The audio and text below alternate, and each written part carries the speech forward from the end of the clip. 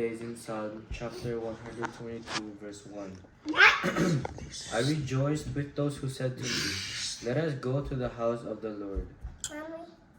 Why is it important to go to church? Kasi, para sa akin para sa akin, reason kung bakit pupunta ako sa church is to grow deeper in the Lord.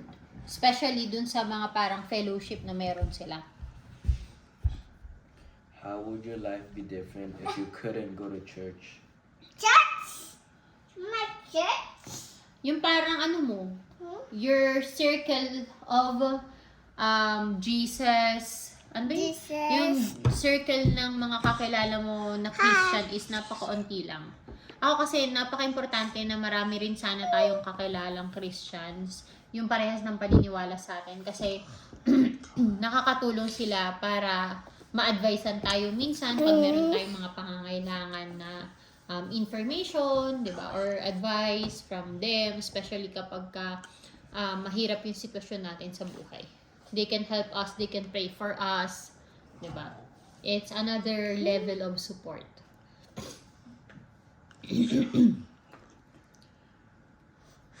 Let's read. Sometimes it's a struggle to get ourselves up and going for church.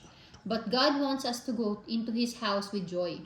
This doesn't mean that we will always be excited when the alarm goes off.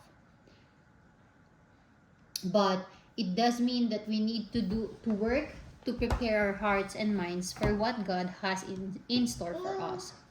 God wants us to gather together with other believers. He wants us to study the Bible, to hear the word, to sing praises together, and to bless others. All of this should happen in church. If you find yourself dragging, ask God to replace your lack of enthusiasm with His joy. Many believers in this world are being persecuted for gathering together. Some people are even being killed. That's how important it is to gather. For those of us who have easy access to a church, it can be easy to take it for granted. But we shouldn't. If you believe or if you find yourself bored with church, ask God what you could do to make it more exciting. If you find church a difficult place to be due to problems with fellow believers, pray that God will heal those relationships and restore your joy. What did you guys get? Daw tayo sa church. Ha? You should go to church daw. We should go to church regularly. Diba? Alam nyo, ako,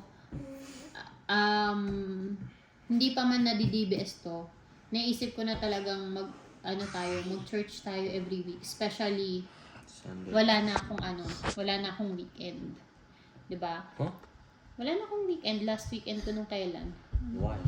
Kaya actually noon ko pa naisip na after ng weekend kong ganun is mag-church na tayo every week. Kasi iba kapag ang bata ay lumaki sa simbahan. Ako lumaki ako na yung lola ko lagi kaming dinadala sa simbahan. Kahit hindi yung magulang ko ang nagdadala sa amin, pero yung lola ko lagi kaming dinadala sa simbahan.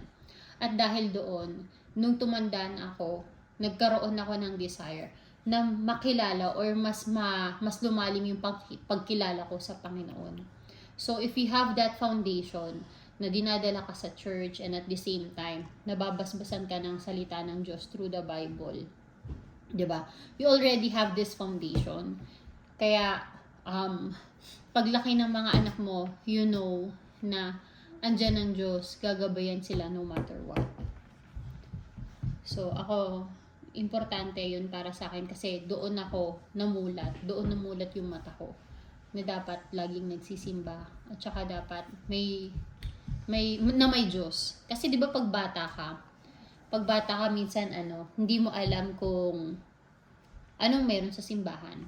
Pero at least alam mo pag tumanda ka na, dapat dito ako pupunta kapag nalulungkot ako, dito ako tumatakbo pag may problema ako. Yun lang yung foundation mo, yun lang yung umpisa mong reason kung bakit ka doon. And then after that, you will come back there to thank naman na, 'di ba? to thank God and to rejoice and to glorify and to worship Him. So, yun. Charles, can you read? Please, Saan tayo and magsisimba? pray? Pinag-iisipan ko pa. Say Michael.